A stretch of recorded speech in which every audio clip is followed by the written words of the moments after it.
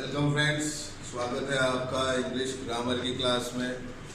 आज का अपना टॉपिक है क्वेश्चन फ्रेमिंग।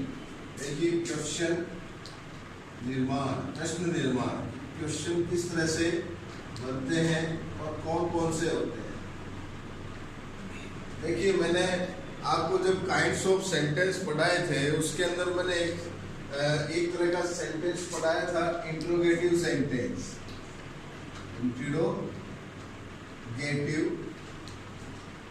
सेंटेंस। और इंट्रोगेटिव सेंटेंस में मैंने आपको ये बताया था कि ये प्रश्न जो होते हैं, ये इंट्रोगेटिव सेंटेंस दो तरह के होते हैं। ठीक है, ये दो तरह के होते हैं। पहले होते हैं यस और नो टाइप क्वेश्चन, यस और no type question, and second is WH type question, WH type question.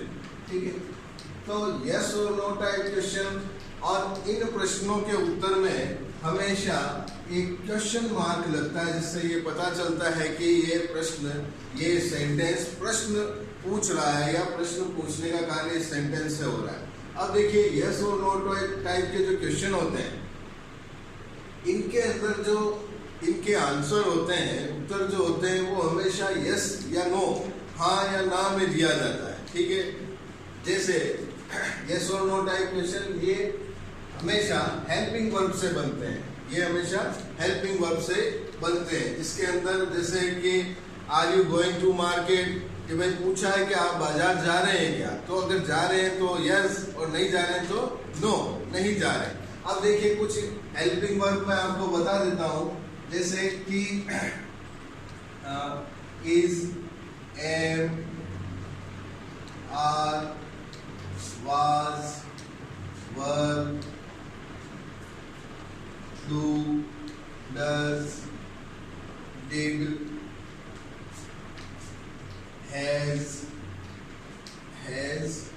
Have, had, may, might, must,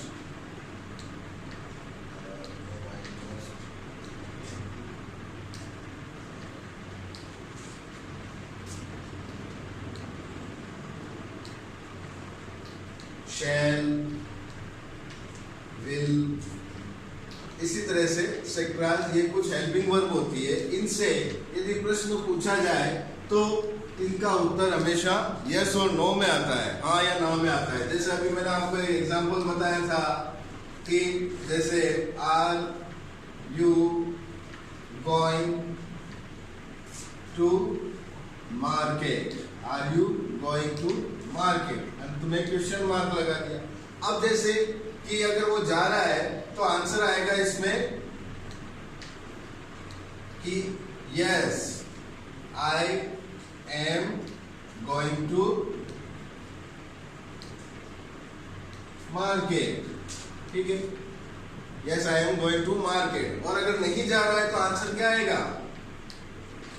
No I am not going to market, no I am not going to market। ये no में answer आएगा तो ऐसे आएगा। और इसमें एक rule है कि जब नो में आंसर देना है तो उसके साथ नॉट भी आएगा, नो में आंसर देना है तो उसके साथ नॉट भी आएगा। तो ये कुछ अपना इनके एग्जाम्पल हो गए। अब जैसे अगर इसकी मैं स्ट्रक्चर बना दूं तो आप स्ट्रक्चर इसका यूज कर सकते हैं। जैसे देखिए, आप helping verb plus subject plus verb, और फिर आगे की जो चीज बच जाती है वो, और अंत में जाके क्वेश्चन मार्क हम लगा देंगे। तो ये हेल्पिंग वर्ब से बनने वाले कुछ क्वेश्चन थे। अब हम WH टाइप क्वेश्चन की बात कर लेते हैं। तो WH टाइप क्वेश्चन के लिए एक आपको टेबल बना देता हूं मैं, जो काफी इजी रहेगी। देखिए, WH टाइप के क्वेश्चन, इनके अंदर थोड़ा आंसर यस और नो में ना देकर कुछ थोड़ा डिटेल में दिया जाता है। तो मैं WH टाइप की एक टेबल बना देता हूँ। Now we shall talk about WH type questions। देखिए, WH टाइप, जो WH वर्ड से जो क्वेश्चन बनते हैं उनके बारे में डिस्कस कर लेते हैं। मैंने एक आपकी सुविधा के लिए इजी रहेगा आपकी एक टेबल बना दी जो काफ़ी यूजफुल होगी। देखिए ये जो मैं आपको क्वेश्चन फ्रेमिंग जो चैप्टर ये बता रहा हूँ टॉपिक, ये आपके काफ़ी हेल्पफुल और यूजफुल होगा। जैसे पैसेज वगैरह हम सोल्व करते हैं, पैसेज में भी इस तरह से WH से और यस नो टाइप के क्वेश्चन पूछे जाते हैं, और जो आपके टेक्स्ट बुक में भी जो क्वेश्चन पुटअप्स होते हैं वो भी WH टाइप या यस और नो टाइप क्वेश्चन से पूछे जाते हैं। तो आपको ये WH टाइप और यस और नो टाइप की पूरी जानकारी होनी चाहिए कि WH टाइप से यदि कोई क्वेश्चन पूछा जा रहा है तो उस क्वेश्चन के अंदर क्या पूछा जा रहा है और किससे संबंधित क्वेश्चन पूछा जा रहा है, तो ऐसी आपको पूरी जानकारी होनी चाहिए। तो ये जानकारी आपको इस टेबल से मिल जाएगी। देखते हैं, देखिए WH वर्ड की बात करें तो पहला जो WH वर्ड में लिखा है व्हाट, जिसका अर्थ हिंदी अर्थ होता है क्या, और इसका उपयोग होता है सामान्य पूछताछ या सामान्य जानकारी। कि भाई सामान्य पूछताछ करनी होती कि भाई व्हाट इज योर नेम, भाई आपका नाम क्या है, तो सामान्य पूछताछ है। What is your father's name, तो ये भी सामान्य पूछताछ है। तो सामान्य पूछताछ करने के लिए व्हाट का यूज किया जाता है। फिर बात करें हु, सेकंड है हु, WHO हु। देखिए हु मीन्स होता है किसको, किससे, कौन, किसने। ये मतलब कि किसी व्यक्ति से संबंधित जो कोई क्वेश्चन पूछा जाता है वो WHO हु से स्टार्ट होता है। जैसे हु इज योर फ्रेंड, ठीक है, कि भाई आपका मित्र कौन है, तो इस तरह के क्वेश्चन हु से पूछे जाते हैं। फिर बात करते हैं हुज की। देखिए हुज, ये भी इसका अर्थ भी किसका, किसकी, किसके। ये हुज जो है ये किसी व्यक्ति के अधिकार या संबंध को दर्शाने के लिए इससे प्रश्न पूछे जाते हैं। फिर बात करें whom, फोर्थ नंबर whom, इसका अर्थ होता है किसे, किसको। जो कर्ता के रूप में यानी प्रश्न पूछा जाता है ऑब्जेक्ट के रूप में, ये whom द्वारा पूछा जाता है, ठीक है, और ये व्यक्तियों के संबंध में प्रश्न इनसे पूछे जाते हैं। फिर बात करें which की, फिफ्थ नंबर है which। देखिए which का अर्थ होता है कौन सा, कौन से, कौन सी। देखिए which मीन्स हम बचपन से एक क्वेश्चन सुनते आते हैं, in which class do you read, कि भाई आप कौन सी कक्षा में पढ़ते हैं। तो इसका अर्थ क्या होता है कि भाई कि I read in 12th class या जो भी आपकी क्लास है। इसका अर्थ क्या है, चुनाव संबंधित। मैंने लिख रखा है इसका अर्थ, जैसे व्यक्तियों या वस्तुओं में चुनाव करना हो कि भाई 1 से 12 तक जो कक्षाएं हैं उन कक्षा के अंदर मेरे को मेरी कक्षा चुनकर बतानी है, ठीक है। तो यहाँ इस विच का यूज इस तरह से होता है। यदि कहूँ कि भाई पूरी क्लास के अंदर सभी बैठे हैं और मैं पूछूं कि विच इज योर फ्रेंड, कि आपका फ्रेंड कौन सा है, तो उनके अंदर में से आपको चुनकर बताना है कि दिस इज माय फ्रेंड, है ना। तो ये इस तरह से जो क्वेश्चन होता है वो विच से पूछा जाता है। चुनाव संबंधी जो क्वेश्चन होते हैं वो विच से पूछे जाते हैं। फिर बात करें वाई की, 6 नंबर है वाई। इसका अर्थ होता है क्यों, किस लिए। भाई जब कारण जानना होता है तो या कोई प्रयोजन जानना होता है तो वाई से प्रश्न पूछे जाते हैं, क्वेश्चन किए जाते हैं। जैसे वाई आर यू लेट, आप लेट क्यों हैं या देरी से क्यों आए, तो ये कारण जानने के लिए पूछा गया है ना। तो वाई का यूज इस तरह से होता है। फिर बात करें वेयर। देखिए वेयर इसका अर्थ होता है कहाँ, किस जगह। वेयर मीन्स होता है कहाँ, किस जगह, यानी जब स्थान संबंधी जानकारी प्राप्त करनी होती है कि भाई जैसे कि वेयर डू यू लिव, आप कहाँ रहते हैं, है ना। वेयर आर यू गोइंग, आप कहाँ जा रहे हैं। तो जब स्थान संबंधी, इसका अर्थ होता है कहाँ, कि भाई स्थान संबंधी जब जानकारी लेनी होती है तो वेयर से प्रश्न पूछा जाता है। उसके बाद बात करें वेन।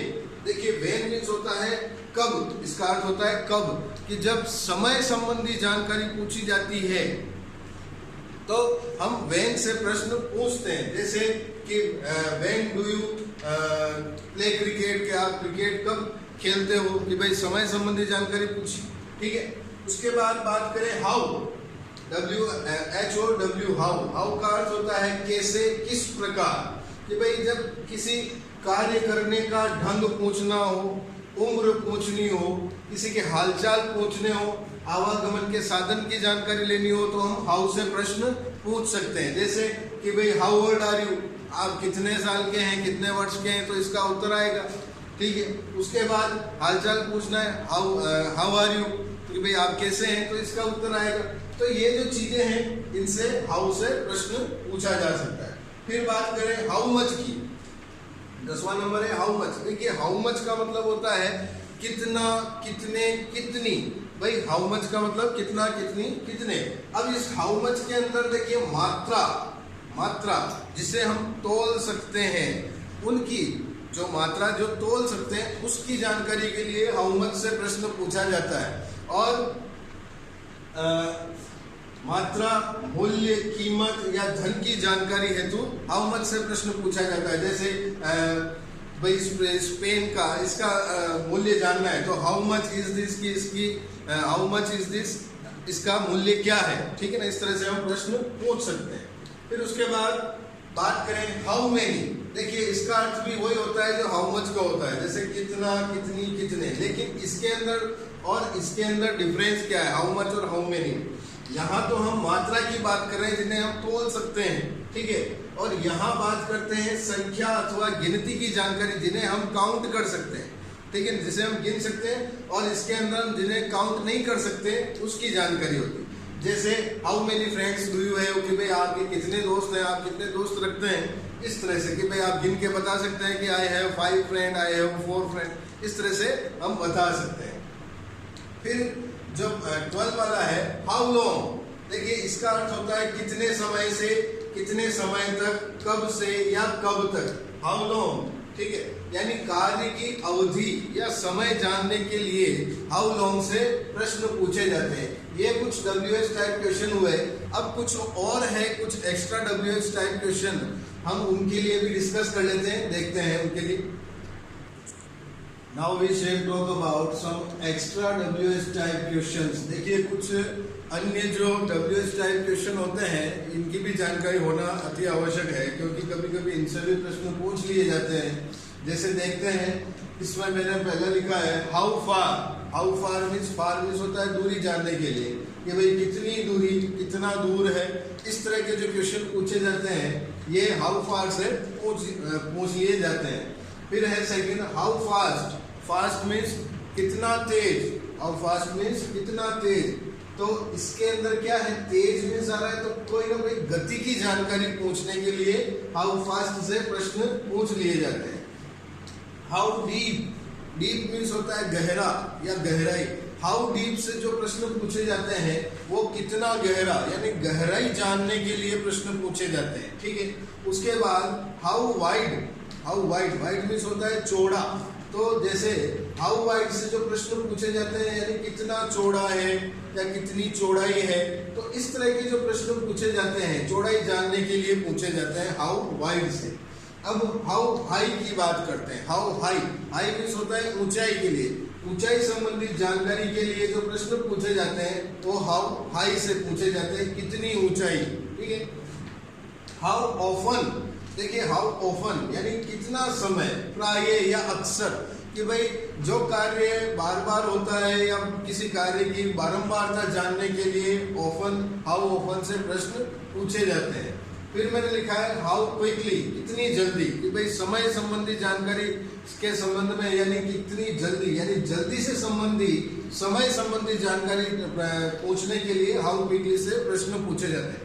तो मित्रों ये कुछ मैंने आपको आपकी हेल्प के लिए एक टेबल बना दी थी WH टाइप की, और ये क्वेश्चन बताए आपको। ये आपके काफ़ी यूजफुल रहेंगे पैसेज सॉल्विंग के अंदर और अदर आपके टेक्स्ट बुक जो क्वेश्चन होते हैं उनकी सॉल्विंग के लिए। तो आपको ये जानना जरूरी है कि भाई कौन सा प्रश्न क्या जानकारी पूछ रहा है या हमें इसका उत्तर क्या देना है, कैसे देना है। कि भाई अगर वो वेयर से प्रश्न पूछ रहा है तो आपको स्थान की जानकारी देनी है, ऐसा नहीं कि आप उन्हें उसके अंदर समय की जानकारी दे दें, तो ये कंफ्यूजन आपका दूर हो जाए। इसलिए मैंने ये आपके लिए एक इजी टेबल बनाई। आप इसका स्टडी करें और इसे लिख लें, नोट बनाएं, इसका नोट्स बना लें और इसे घर पर प्रैक्टिस करें कुछ नए नए क्वेश्चन ढूंढकर बनाने की। That's all for today, thank you.